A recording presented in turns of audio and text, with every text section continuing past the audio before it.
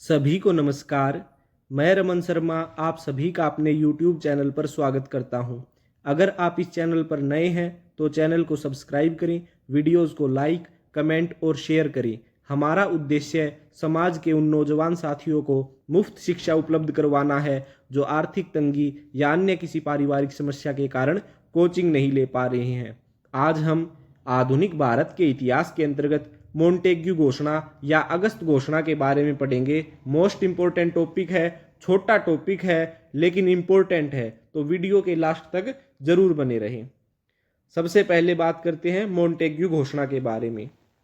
20 अगस्त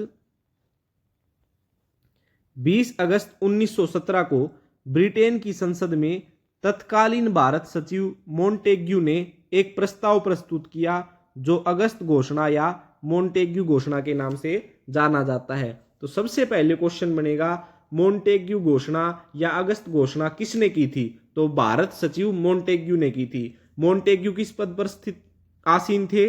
भारत सचिव के पद पर आसीन थे। फिर क्वेश्चन बनेगा, मोंटेग्यू घोषणा को अन्य किस नाम से जाना जाता है? तो आपका आंसर होगा अगस्त घोषणा के नाम से जाना जाता है।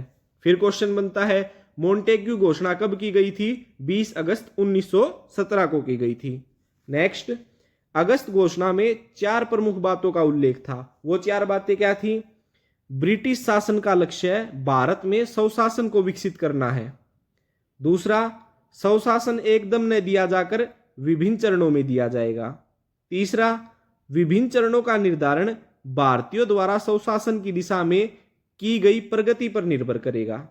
और चौथा, प्रगति के विषय में निर्धारण ब्रिटिश संसद तथा ब्रिटिश भारत सरकार द्वारा किया जाना था।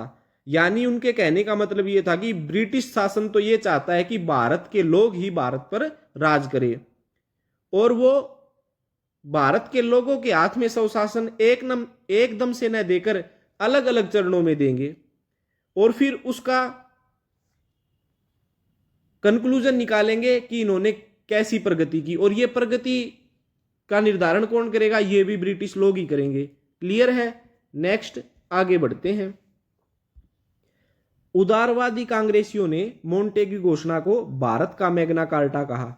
जो कांग्रेस के उदारवादी नेता थे उन्होंने क्या देखा कि ब्रिटिश सरकार ने मोंटेग्यू घोषणा कर दी है और ये हमें स्वशासन देंगे, वो इससे खुश हो गए। उन्होंने इस घोषणा को क्या संज्ञा दी? भारत का मैग्ना कार्टा। तो क्वेश्चन बनेगा, भारत का मैग्ना कार्टा किसे कहा गया है? मोंटेग्यू घोषणा या अगस्त घोषणा को कहा गया है। क्लियर है? नेक्स्ट, बाल गंगाधर तिलक ने मोंटेग्यू घोषणा को सूर्य विहीन उषा काल कहा।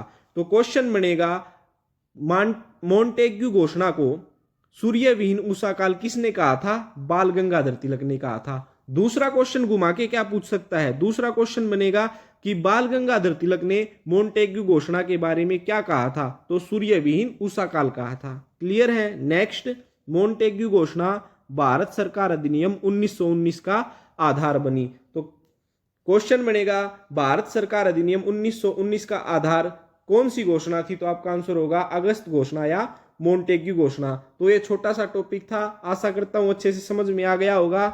इसको अच्छे से याद कर लीजिएगा। मिलते हैं नेक्स्ट वीडियो में, तब तक के लिए जय हिंद, जय भारत,